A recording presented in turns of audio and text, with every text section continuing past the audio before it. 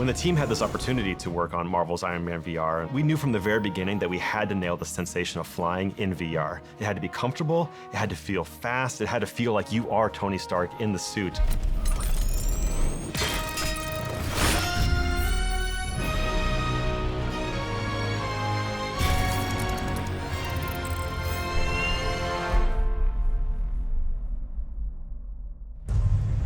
We knew going in that there are certain iconic things that fans of Iron Man are going to be looking for. Number 1, flight. Number 2, the immersive Iron Man HUD. And number 3, various iconic weapons. The first thing that people think about when you're envisioning the Iron Man fantasy is all about flying. To me, the sense of flying as Iron Man is about freedom, speed, and power. Right off the bat, we knew you have to be able to go wherever you want. We knew we wanted this open sandbox experience punctuated by that freedom you have, that full 360-degree movement.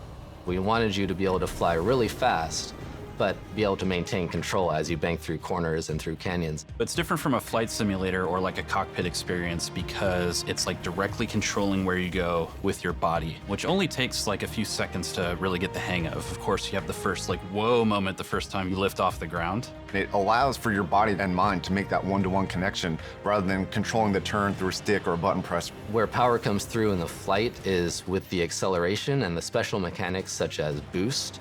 You can go from 0 to 200 miles an hour.